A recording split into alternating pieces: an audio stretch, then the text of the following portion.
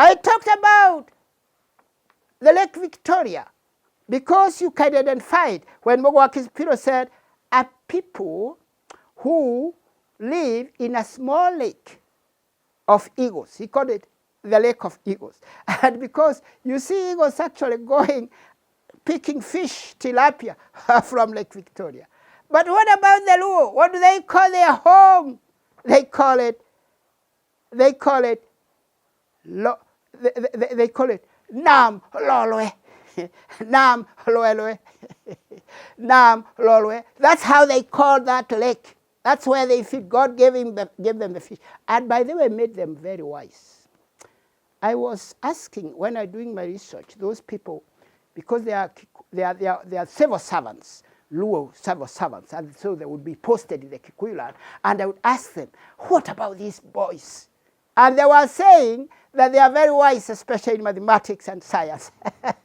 So they are very wise. But they have never been kings in Kenya. They have been ruled all along.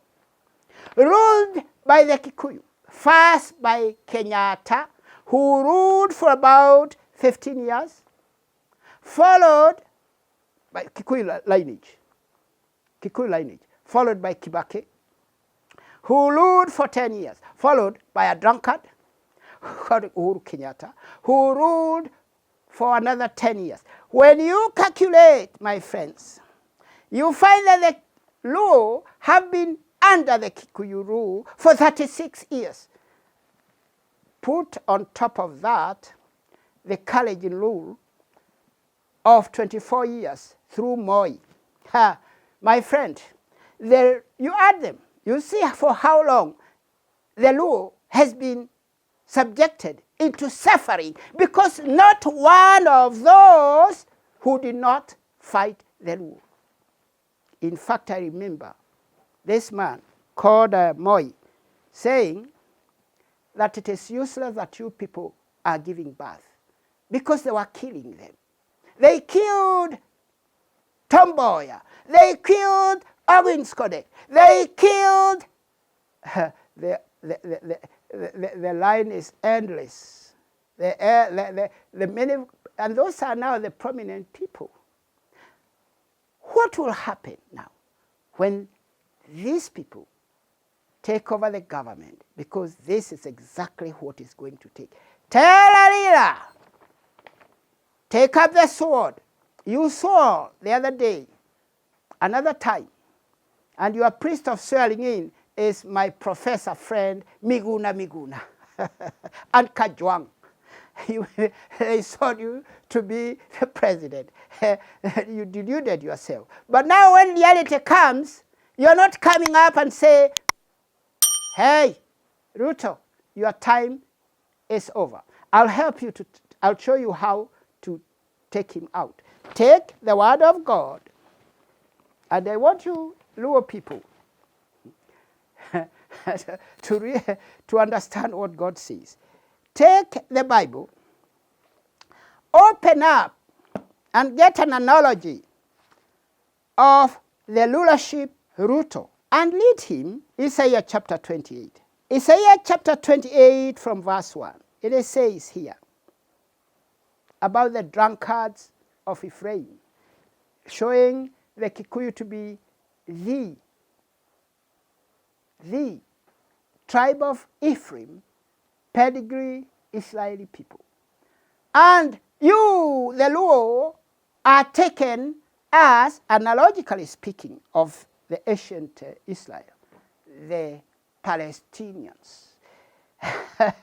And when God was not happy with the Palestinians, with the Israeli people, he will let the Palestinians take over. And now God has left the Kikuyu people. You are taking over. So read them, that verse. Anyway, I have read it. I have read it over them. So when you are taking over, take a Bible. Show yourself somebody not standing on ignorance, somebody who has an analogy, and read them where it talks about Kenya being like Sodom and Gomorrah. It is at Jeremiah chapter 23. It says like this. Jeremiah 23 and verse 14. It says like this.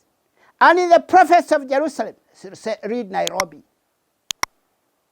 I've seen horrible things. You have seen it. Committing adultery and walking in falsehood. Those are the Kikuyu. They are walking in falsehood. And they have strengthened the hand of the evildoer. Ruto is the evildoer. Evildoer.